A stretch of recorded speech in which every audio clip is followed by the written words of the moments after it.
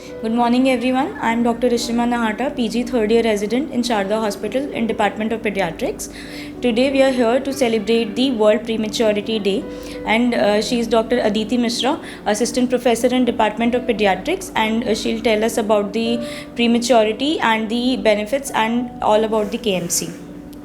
Thank you, Dr. Rishima. Today is World Prematurity Day. It was conceptualized in the year 2008. Since then, we are organizing this, we are celebrating this day every year. Why are we doing it? We are doing it so as to create awareness regarding preterm births and the issues related to them. So we want to educate the world and the families regarding the problems that we are encountering with preterm births, and how are we bridging those gaps, how are we reducing our mortalities and morbidities in our preemies, who also we need to provide the equal chance to live in this world along with the term babies. So the most important component when we are thinking of bridging this or giving the equal opportunity to our preemies to live in this world, the most important modality that we have come across is the kangaroo mother care, on which I'll be talking to you about.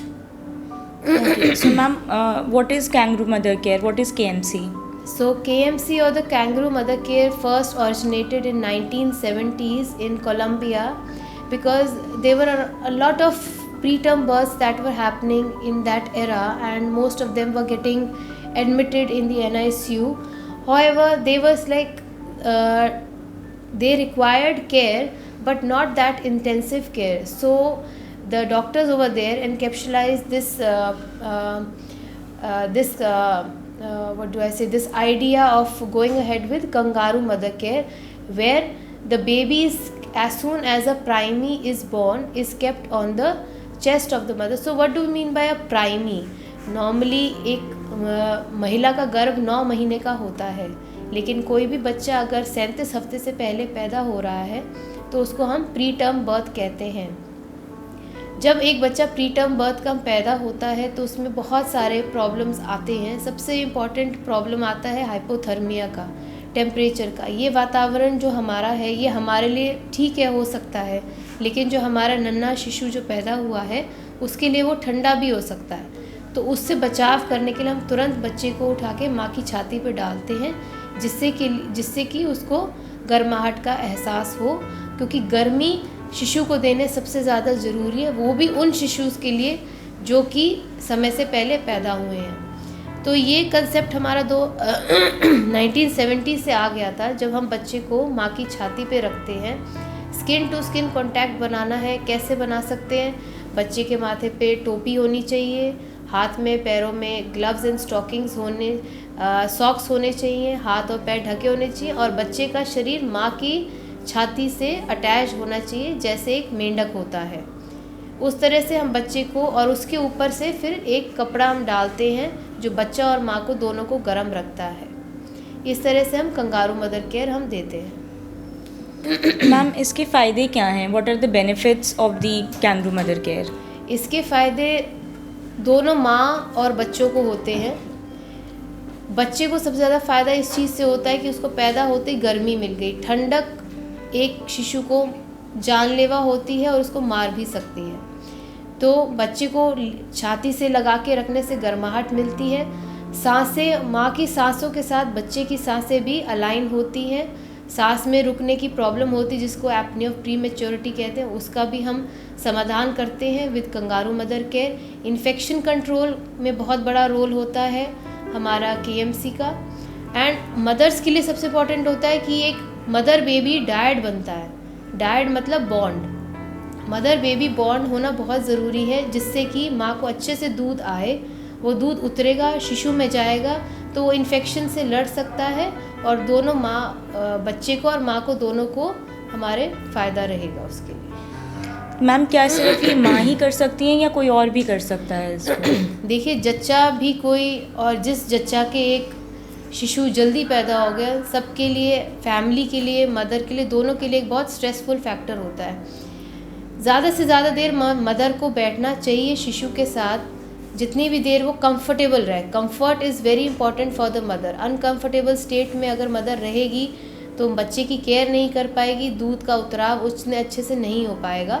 तो उनकी help करने के लिए, जैसे mother को rest करना है या उन्हें लेटना है, सोना है, तो उस स्थिति में परिवार के और सदस्य भी एनरोल हो सकते हैं अपने, लेकिन साफ़ सफाई रखना बहुत ज़्यादा ज़रूरी है. हाथ साफ़ करना, बॉडी साफ़ हो, तब हम बच्चे को एक क्लीन एनवायरनमेंट में लेके घर का कोई भी सदस्य कंगारू मदर केयर कर सकता है.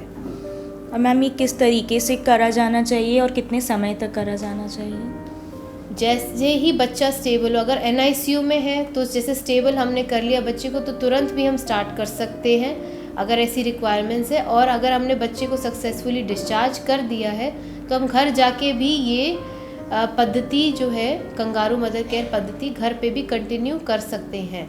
एंड जैसे छोटा बच्चा होता है वो ग्रो करने लगता है, तो वो थोड़ा सा हिलने लगेगा या वो रोने लगेगा.